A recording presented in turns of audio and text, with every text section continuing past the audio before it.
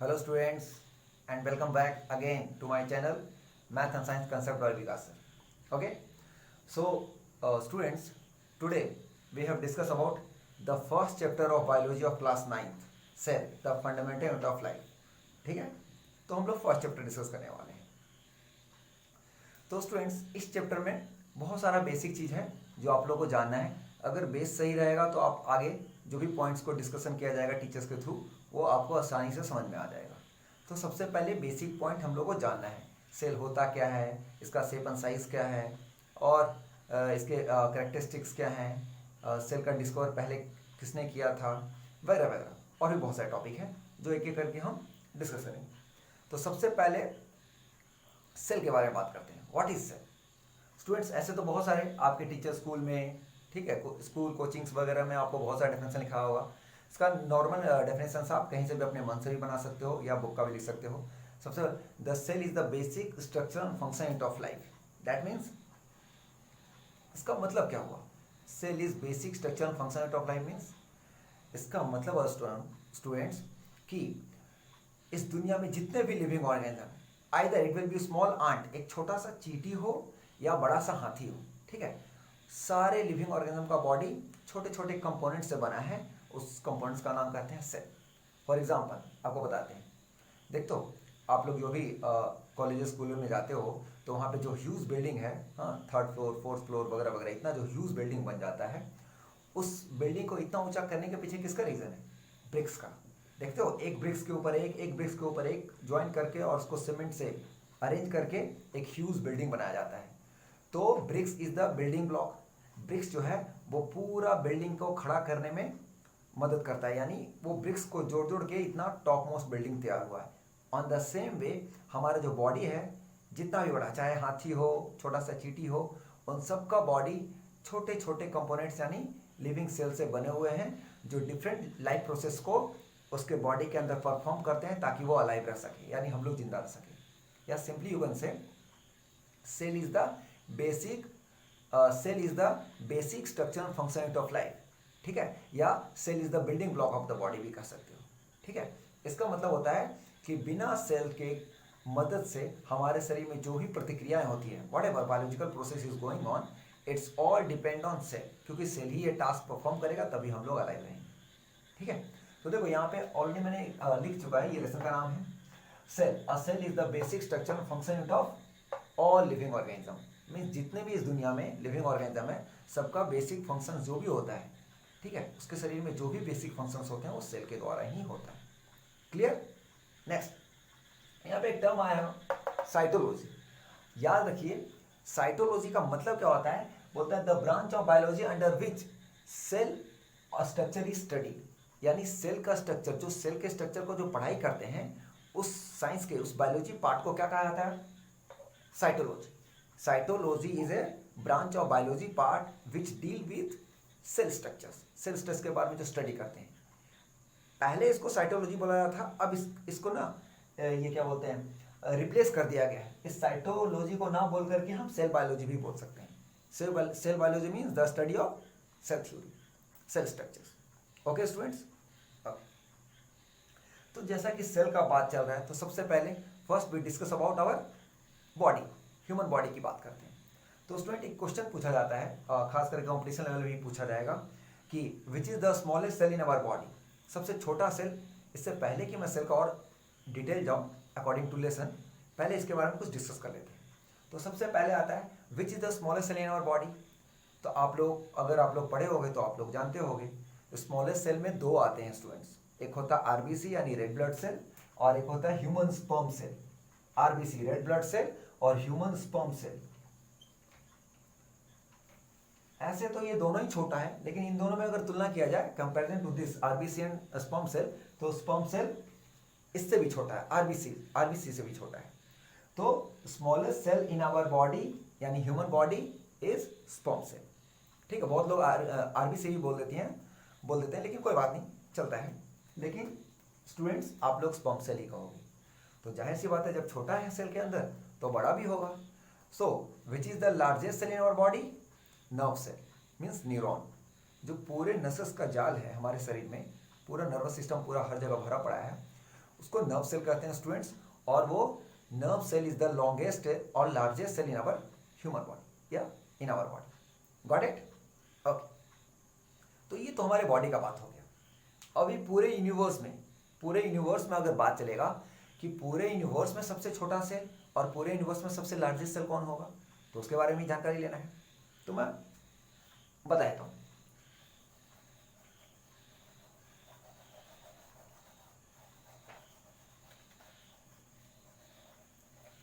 So students, the largest cell, सबसे पहले largest cell की बात करते हैं। The largest cell in the universe is largest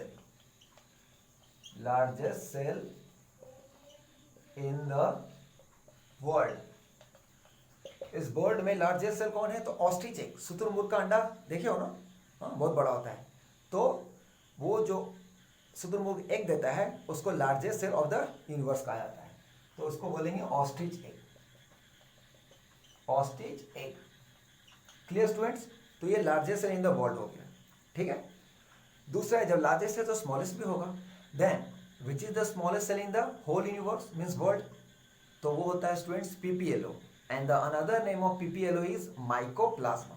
यही बताता हूं, the smallest cell in the world is PPLO. PPLO student, इसका फुल फॉर्म होता है प्लूरोन निमोनिया लाइक ऑर्गेनिज्म। मैं लिख दे रहा हूं, pleuro pneumonia like organism. Okay, P for pluro, P for pneumonia, L for like, O for organism. Pneumonia like organism is the smallest cell in the whole world. ठीक है, इसका एक और नाम है स्टूडेंट माइकोप्लाज्मा। अगर इतना लंबा याद नहीं रहेगा, ऐसे पीपीएलओ बोल सकते हो, बट अगर याद नहीं है तो सिंपली यू कैन से mycoplasma. Mycoplasma is the another name of PPLO. So mycoplasma or PPLO is the smallest cell and ostrich egg is the largest cell in the body. Got it, students? Now next,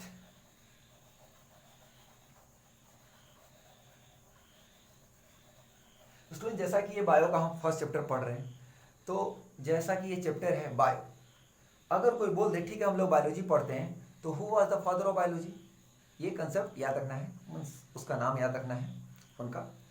तो the father of biology was Aristotle, ठीक है,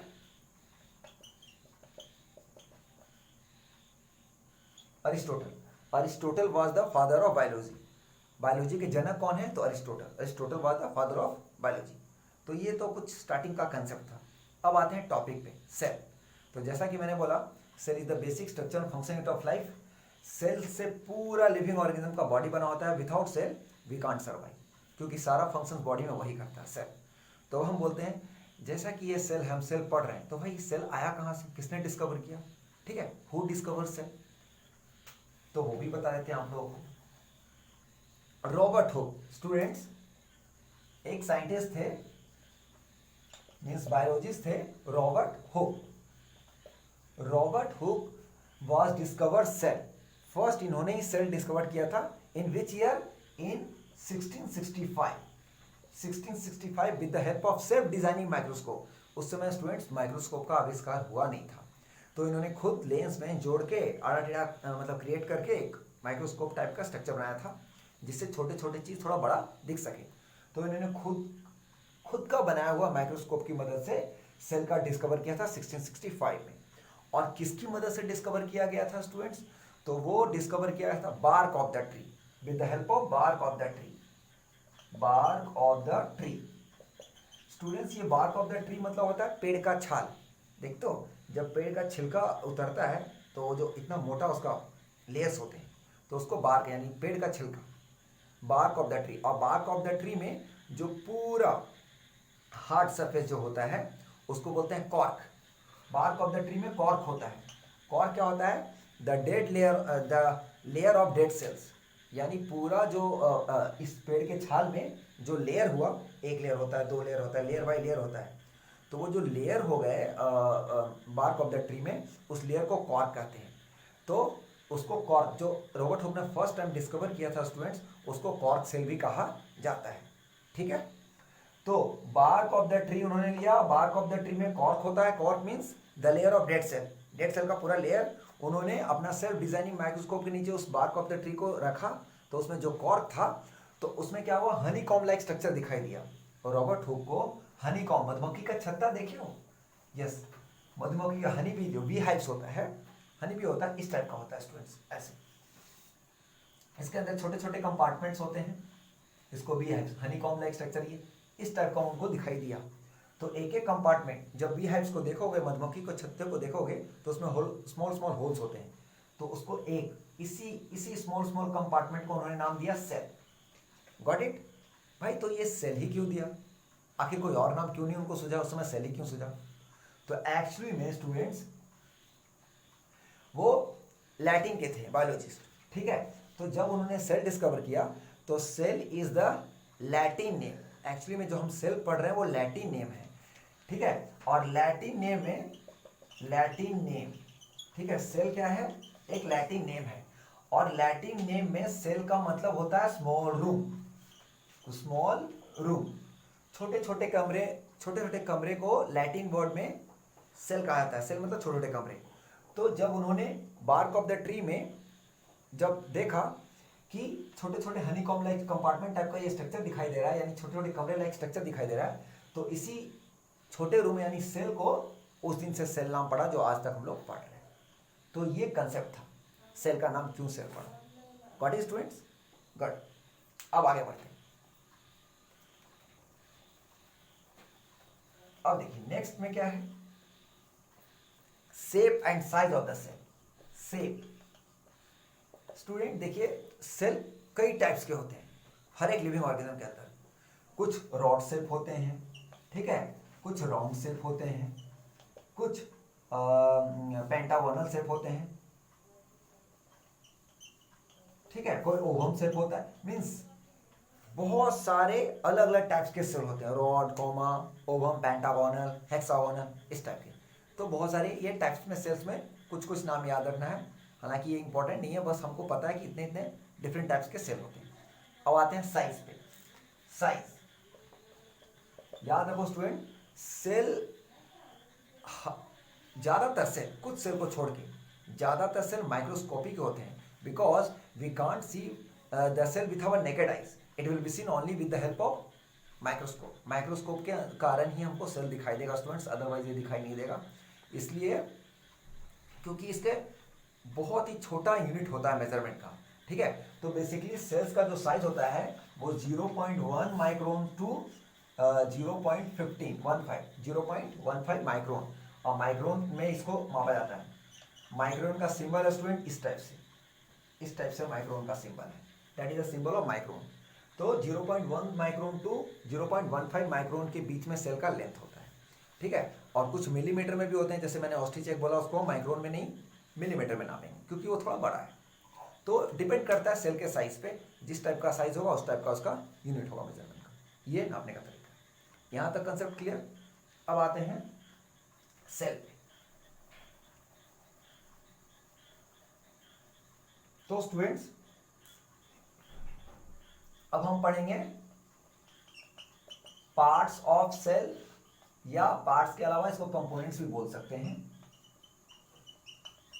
components of cell यानी how many parts of cell, cell के कितने parts होते हैं या कितने कंपोनेंट्स होते हैं। तो बेसिकली स्टूडेंट्स सेल के 3 पार्ट्स होते हैं। अगर हम एनिमल सेल की बात करते हैं तो उसमें 3 ही पार्ट्स आता है, ठीक है। देखिए जैसे मैंने एक एग्जांपल बता रहा हूँ, सपोज ये कि मैंने ये डायग्राम बना दिया, ठीक है, ये हमारा एक सेल हो गया, ये एक सेल का डायग्राम हो गया, ओके। तो सबसे पहले हम एनिमल सेल की बात करते हैं स्टूडेंट। एनिमल सेल में 3 पार्ट्स होते हैं। The first, the upper part of the boundary of the cell is known as cell membrane. Cell membrane. It is also known as plasma membrane. इसका दूसरा नाम भी है plasma membrane. Plasma membrane. दूसरा हो गया न्यूक्लियस, ओके स्टूडेंट्स। और तीसरा पार्ट हो गया साइटोप्लाज्म। साइटोप्लाज्म, ठीक है। तो जो सेल का बाउंड्री होता है उसको सेल मेम्ब्रेन और प्लाज्मा मेम्ब्रेन कहा जाता है। जो बीच वाला पोर्शन ये राउंड टाइप का दिखाई दे रहा है ये न्यूक्लियस है। अभी हम लोग और आगे नेक्स्ट में डिस्कस करेंगे एक एक करके। और between between cell membrane and nucleus ये जो ब्लैंक पार्ट दिखाई दे रहा है that is known as cytoplasm. और बेसिकली जो भी सेल का फंक्शंस होता है वो साइटोप्लाज्म के ही अंदर होता है स्टूडेंट्स, जो अभी हम डिस्कस करेंगे आगे। तो ये तो हो गया एनिमल सेल। लेकिन अगर वही मैं प्लांट सेल की बात करूंगा तो एक पार्ट्स बढ़ जाता है और वो है cell wall, the upper layer of cell membrane. Cell membrane के ऊपर भी एक लेयर होता है स्टूडेंट्स, ये देखो इस टाइप से एक और लेयर होता है जो प्रोटेक्टिव लेयर कह सकते हैं प्लाज्मा मेम्ब्रेन का। इस लेयर को हम लोग कहेंगे सेल वॉल, सेल वॉल। ठीक है, ये सेल वॉल जो है वो प्लांट सेल में पाया जाता है but it will be absent in animal cell. तो अगर कोई बोलेगा how many parts of the cell या कंपोनेंट्स ऑफ द सेल, तो बोलोगे in animal cell there are 3 parts, cell membrane, nucleus and cytoplasm. But जब हम बात करेंगे प्लांट सेल का तो उसमें 4 होते हैं, एक एडिशनल हो जाता है, एक बढ़ जाता है स्टूडेंट, और वो है सेल वॉल, जो कि मैंने अभी बताया। और इन चारों को एक एक करके डिस्कस करेंगे, जो कि मैं नेक्स्ट वीडियो में आप लोगों के लिए अपलोड करूंगा। तो ये जो सेल वॉल है what is cell wall is made up of, तो cell wall is made up of cellulose and cellulose is a type of a carbohydrate. ठीक है, सेलुलोज सेल वॉल जो है वो सेलुलोज से बना होता है और सेलुलोज एक कार्बोहाइड्रेट का पार्ट्स होता है स्टूडेंट्स, जो प्लांट फोटोसिंथेसिस के दौरान अपने अंदर जो प्रिपेयर करता है उसी से बनता है। ओके, तो यहाँ तक तो कंसेप्ट क्लियर हो गया। नेक्स्ट वीडियो में मैं आप लोगों को एक एक करके बताऊंगा कि what is the function of cell membrane या plasma membrane, nucleus, cell wall and cytoplasm. फिर धीरे धीरे आगे करके एक एक टॉपिक बाय टॉपिक इस पूरे लेसन्स को हम लोग क्लियर करें। ठीक है स्टूडेंट, तब तक के लिए मेरा चैनल को सब्सक्राइब करना ना भूलें। Thank you and have a nice day.